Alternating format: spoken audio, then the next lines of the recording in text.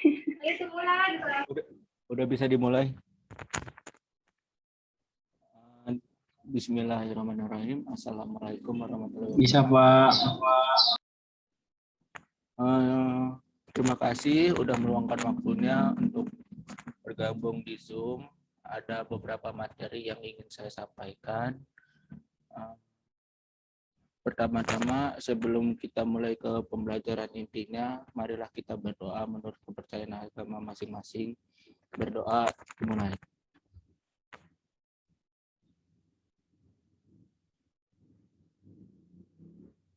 Selesai.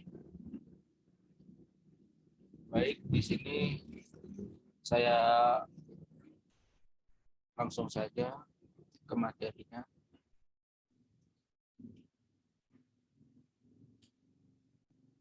Di sini saya akan menjelaskan tentang indikator ancaman terhadap negara dan upaya penyelesaiannya.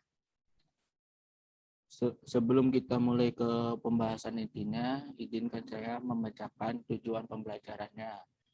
Yang pertama, siswa diharuskan untuk mengidentifikasi tentang indikator ancaman terhadap negara dan upaya penyelesaiannya di bidang ideologi, politik, ekonomi, sosial, budaya, pertahanan, dan keamanan. Yang kedua, siswa harus bisa menyimpulkan hasil belajar tentang indikator ancaman terhadap negara dan upaya penyelesaiannya di bidang ideologi, politik, ekonomi, sosial, budaya, dan pertahanan dan keamanan. Yang terakhir, dapat menganalisis dan mempresentasikan hasil kerja kelompok kalian yang akan ditugaskan minggu depan.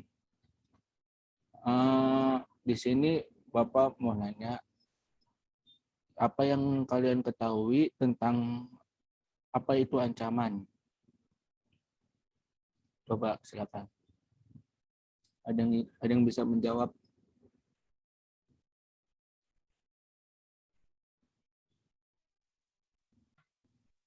Bagaimana? Kalau tidak ada, saya... Itu ancaman itu Apa ancaman itu?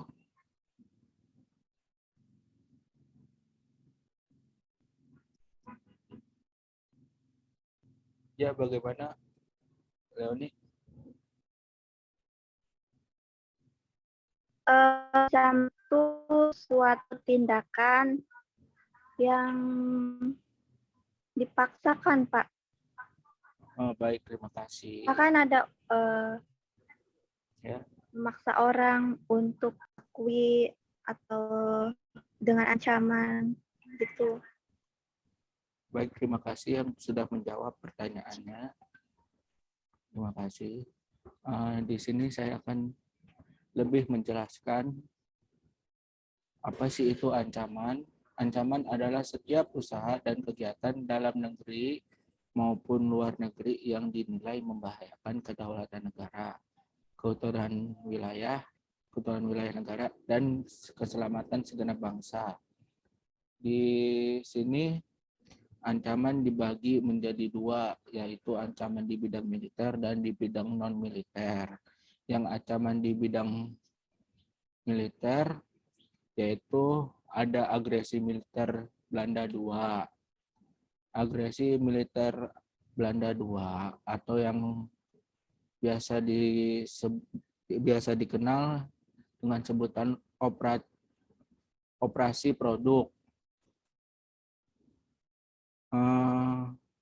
adalah operasi militer Belanda di Jawa dan Sumatera terhadap Republik Indonesia yang dilaksanakan dari 21 Juli tahun 1947 sampai 5 Agustus 1947.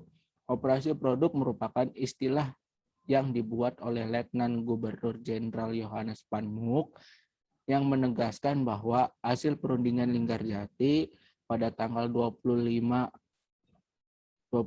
Maret 1947 tidak berlaku lagi. Operasi militer ini merupakan bagian dari aksi polisionil yang diberlakukan Belanda dalam rangka mempertahankan penafsiran Belanda atas perundingan Linggarjati dan sudut pandang Republik Indonesia. Operasi ini dianggap merupakan pelanggaran dari hasil perundingan Linggarjati. Selanjutnya ada agresi militer Belanda II atau biasa dikenal dengan Operasi Gagak, terjadi pada tanggal 19 Desember 1948 yang diawali dengan serangan terhadap Yogyakarta, ibu kota Indonesia saat itu, serta penangkapan Soekarno, Muhammad Hatta, Sultan Syahrir, dan beberapa tokoh lainnya. Jatuhnya ibu kota pemerintah darurat Republik Indonesia di Sumatera. Jatuhnya ibu kota negara ini menyebabkan dibentuknya pemerintah darurat Republik Indonesia di Sumatera yang dipimpin oleh Syarifuddin Prawinegara. Pada hari pertama agresi militer Belanda II, mereka menerjunkan pasukannya di pangkalan udara Maguwo dan di sana menuju ibu kota Republik Indonesia di Yogyakarta. Kabinet mengadakan sidang kilat. Dalam sidang itu diambil keputusan bahwa pimpinan tetap tinggal dalam kota agar dekat dengan Komisi 3 Negara atau KTN sehingga kontak-kontak diplomatik dapat diadakan. Selanjutnya, ancaman non-militer. Ancaman non-militer hakikatnya ancaman yang menggunakan faktor-faktor non-militer dinilai mempunyai kemampuan yang membahayakan kedaulatan negara, kepribadian bangsa, keutuhan wilayah, dan keselamatan segenap bangsa. Ancaman ini salah satunya disebabkan oleh pengaruh negatif dari globalisasi. Globalisasi yang menghilangkan sekat atau batasan pergaulan antar bangsa secara disadari ataupun tidak, telah memberikan dampak negatif yang kemudian menjadi ancaman bagi keutuhan sebuah negara termasuk Indonesia. Ancaman non-militer diantaranya dapat berdimensi ideologi, politik, ekonomi, sosial budaya. Ancaman non-militer seperti pengaruh gaya hidup atau lifestyle kebarat-baratan, sudah tidak mencintai budaya sendiri, tidak menggunakan produk dalam negeri, dan sebagainya. Selanjutnya, ancaman contoh dari ancaman non-militer yang pertama, yaitu ancaman di bidang ideologi. Nah, di sini saya akan menjelaskan ancaman di bidang ideologi, yaitu pengertiannya saat ini kehidupan masyarakat Indonesia cenderung mengarah pada kehidupan liberal yang menekankan pada aspek kebebasan individual secara liberalisme yang didukung oleh negara-negara barat tidak hanya mempengaruhi bangsa Indonesia, akan tetapi hampir semua negara di dunia. Berarti ancaman di bidang ideologi ini termasuk ancaman luar biasa, tidak main-main gitu. Karena sebagai akibat dari era globalisasi ternyata mampu meyakinkan kepada masyarakat Indonesia bahwa liberalisme dapat membawa manusia ke arah kemajuan dan kemakmuran. Tidak jarang hal ini dipengaruhi pikiran masyarakat Indonesia untuk tertarik pada ideologi tersebut. Seperti itu dari ancaman di bidang ideologi. Yang selanjutnya, ancaman di bidang politik. Nah, di sini kalian sudah pernah tahulah ancaman di bidang politik itu apa saja. Yang pertama kayak politik uang, intimidasi, provokasi itu udah sering terjadi. Karena ancaman di bidang politik dapat bersumber dari dalam negeri maupun luar negeri. Berarti tak jarang luar negeri pun masih ada ancaman yang bersangkut pautan dengan politik. Yang sudah Bapak sebutkan tadi, ancaman di bidang politik dilakukan oleh suatu negara dengan melakukan tekanan politik terhadap Indonesia. Intimidasi, provokasi, atau blokade politik merupakan bentuk ancaman non-militer di berdimensi politik yang seringkali menekankan negara lain. Ke depan, bentuk ancaman yang berasal di luar negeri diperkirakan masih berpotensi terhadap Indonesia yang memerlukan peran dari fungsi pertahanan non-militer untuk menghadapinya. Jadi salah satu cara untuk tidak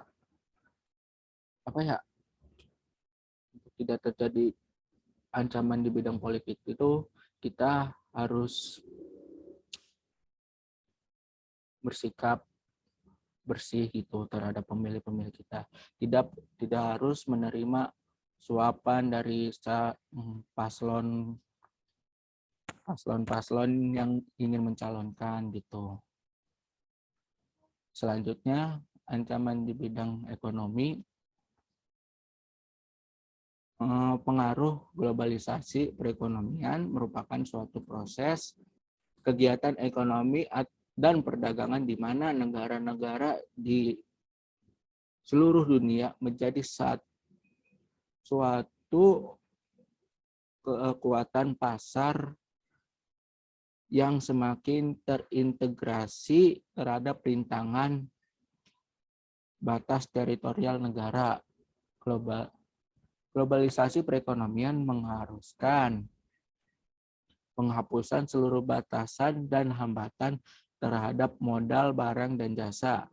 Ketika globalisasi ekonomi terjadi, batas-batas suatu negara akan menjadi kabur dan berkaitan antara ekonomi nasional dengan perekonomian internasional akan semakin erat. Selanjutnya, ancaman di bidang sosial budaya. Ancaman di bidang sosial budaya dapat dibedakan atas ancaman dari dalam maupun dari luar negeri. Ancaman dari dalam ditimbulkan oleh isu-isu kemiskinan, kebodohan, keterbelakangan, dan ketidakadilan. Isu tersebut menjadi titik pangkal timbulnya permasalahan seperti premanisme, separatisme, terorisme, kekerasan, dan bencana akibat perbuatan manusia. Isu dan kesatuan bangsa, nasionalisme, dan patriotisme. Selanjutnya, ancaman di bidang pertahanan dan keamanan. Seiring dengan berjalannya waktu, proses penegakan pertahanan dan keamanan dalam negara Kesatuan Republik Indonesia atau NKRI tidak semudah yang dibayangkan atau semudah dalam pembicaraan yang bersifat teoritis semata.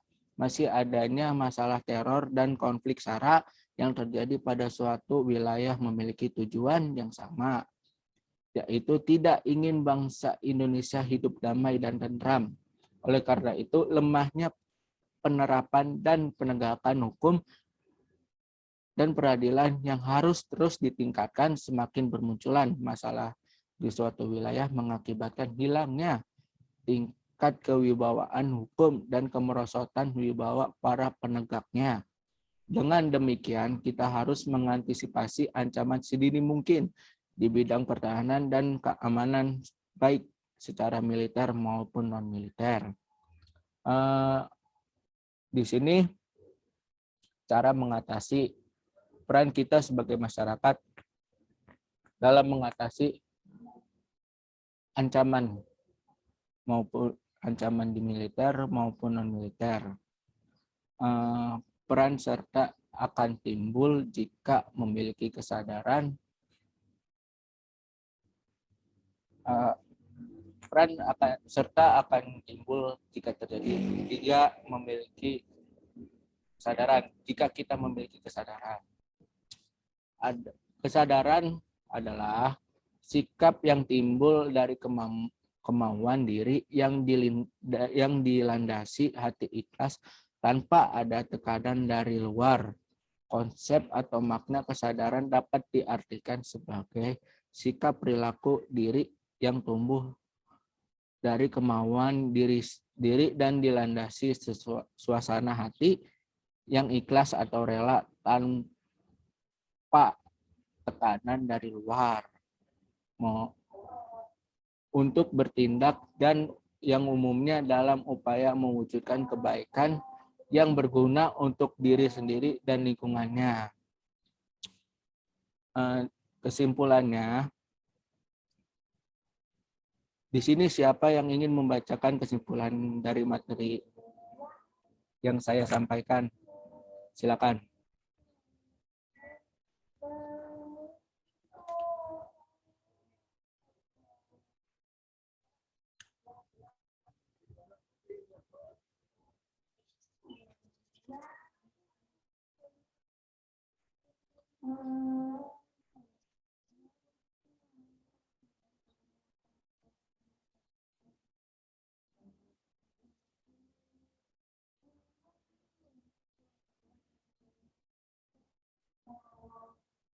Siapa yang di sini yang ingin membacakan kesimpulannya? Silakan.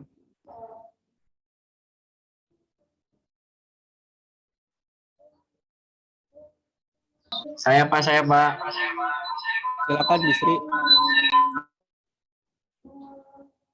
Iya Pak. Ya, dipersilakan.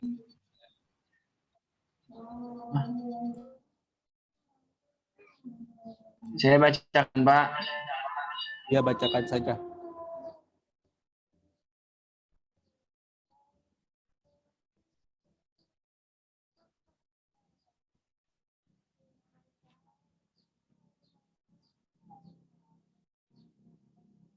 Bagaimana, Bisri?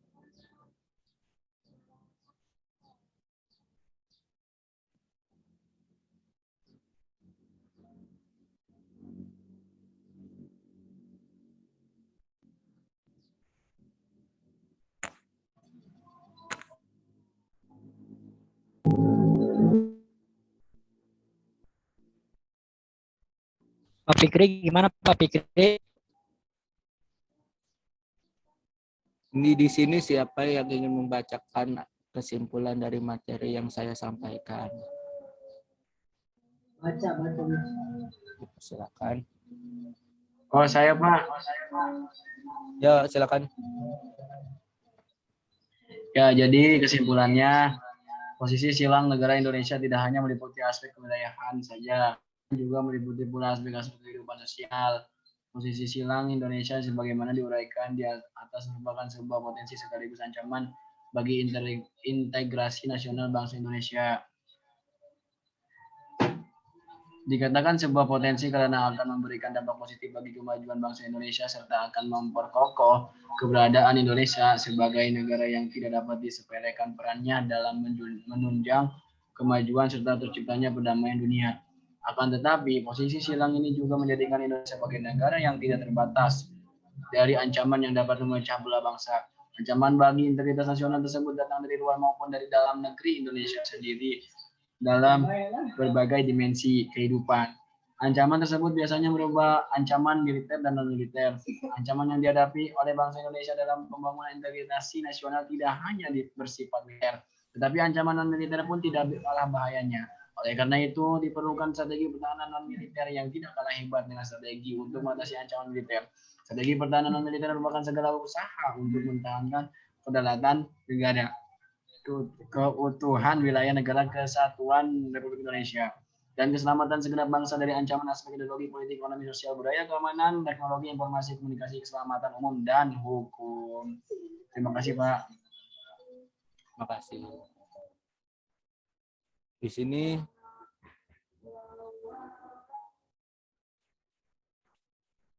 siapa yang ingin bertanya?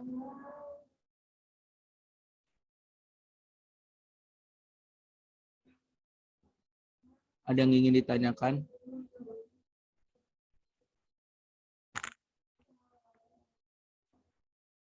Apakah ada yang ingin ditanyakan? Bebas pertanyaannya, boleh.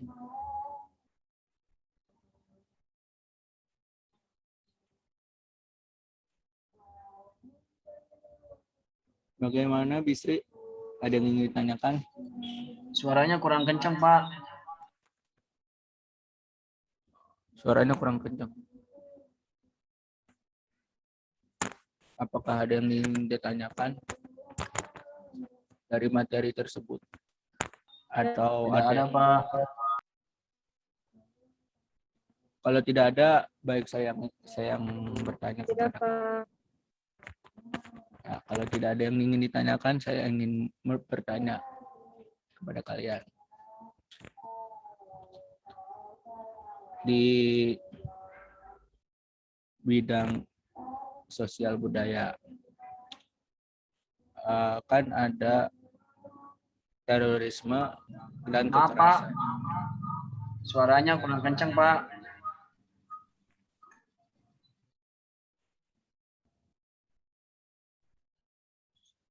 Sudah kedengaran? Kedengaran?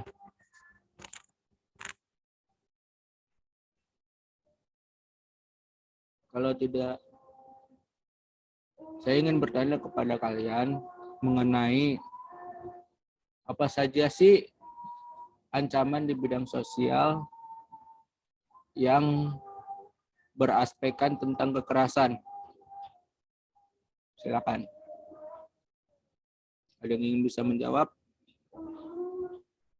Ada yang bisa menjawab?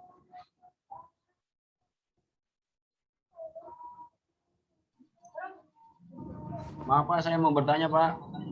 Silakan.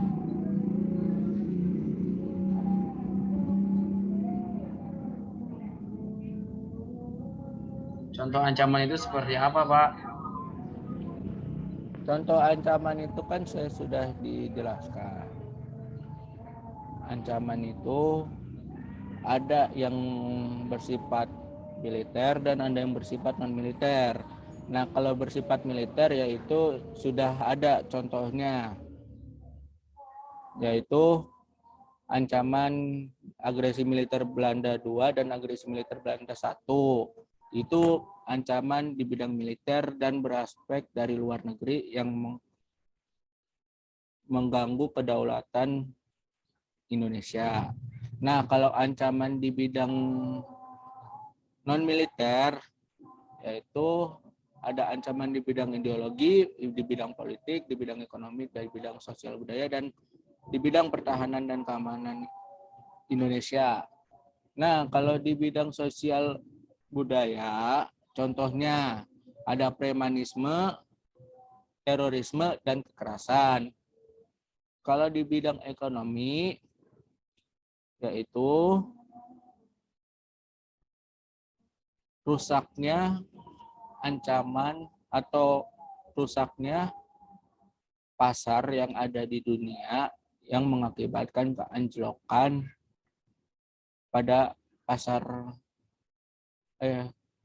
kepada harga pasar perekonomian yang ada di Indonesia, yaitu kelonjakannya mata uang dolar kepada nilai tukar Indonesia, nilai tukar rupiah, seperti itu. Terus di bidang politik yang sudah saya jelaskan barusan, yaitu ada politik uang, ada golput, yaitu memilih semua pasangan calon, seperti itu. Kalau bidang ideologi, ya bagaimana? Kalau di bidang ini, Waktunya udah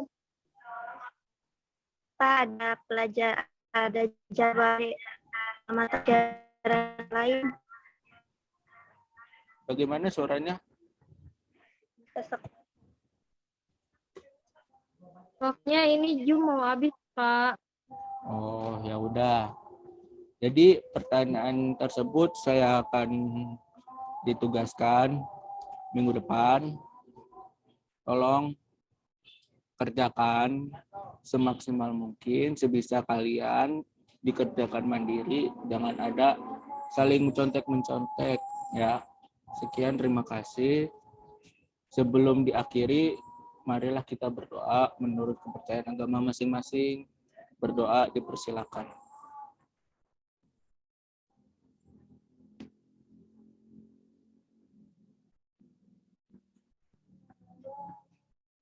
Berdoa selesai. Terima kasih telah meluangkan waktunya. Jaga kesehatan selalu. Tetap jaga keselamatan. Wassalamualaikum.